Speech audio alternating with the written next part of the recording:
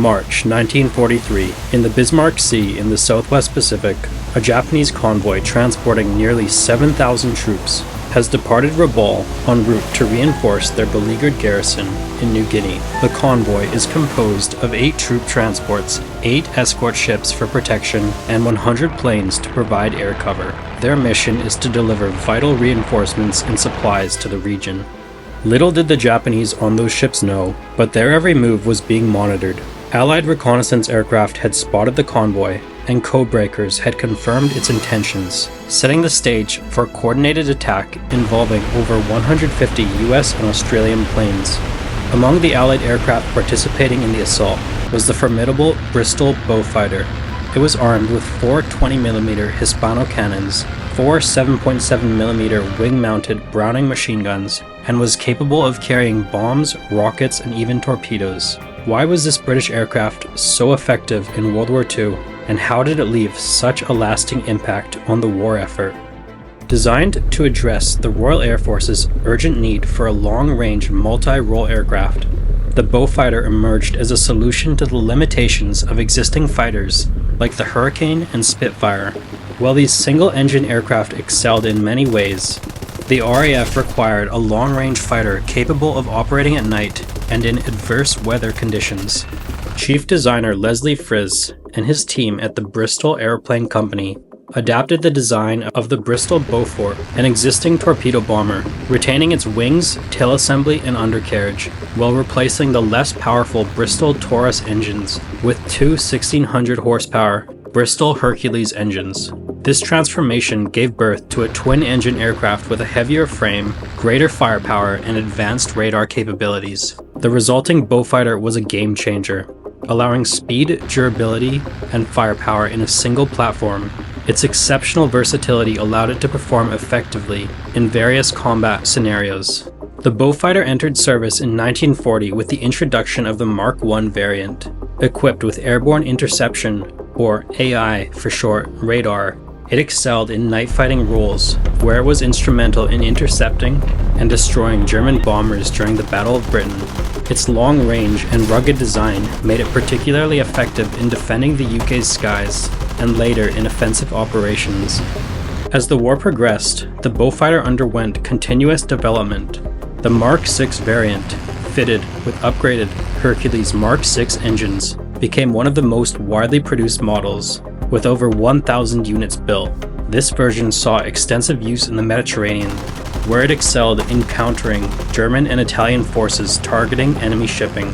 The Mark X variant introduced enhancements for longer range, with a more powerful Hercules Mark 17 engine and modifications such as additional fuel tanks. It was a key player in the Battle of the Atlantic, where it successfully sank numerous German U-boats. The Mark 21 was the last variant of the Beaufighter, built under license in Australia by the Department of Aircraft Production for the RAAF. Its engines were upgraded to provide better performance in the tropical environment of the Pacific. The Mark 21 was used extensively in the Southwest Pacific Campaign, where it was employed in both fighter and ground attack roles, notably in attacks against Japanese shipping and airfields. The Beaufighter's versatility and devastating firepower would be on full display during the Battle of the Bismarck Sea in March 1943. On March 2nd, and over the course of 2 days, Allied forces conducted relentless attacks on the Japanese convoy. Higher altitude B-17 bombers dropped their bombs from 7,000 feet, but faced tough resistance from Japanese Zeros.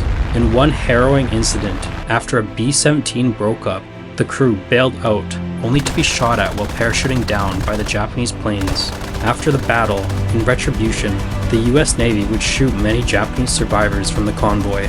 B-25 Mitchell bombers employed the innovative skip bombing technique, releasing bombs at low altitudes, so they would then ricochet across the water before exploding at the side or above the enemy ship.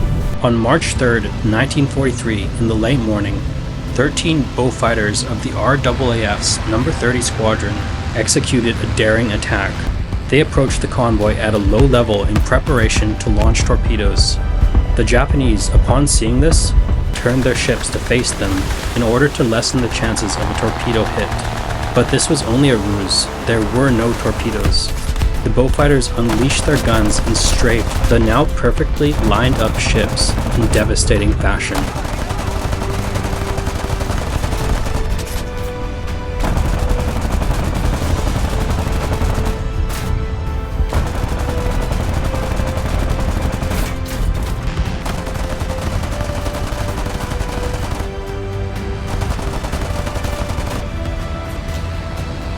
The battle was a calamity for the Imperial Japanese war machine. Nearly the entire convoy was destroyed. All 8 transport ships were sunk, and 4 destroyers were sunk as well. Only about 1,200 troops reached the garrison in Lae, New Guinea. The loss of critical supplies, including large quantities of aircraft fuel being transported, severely hampered Japanese efforts in the region.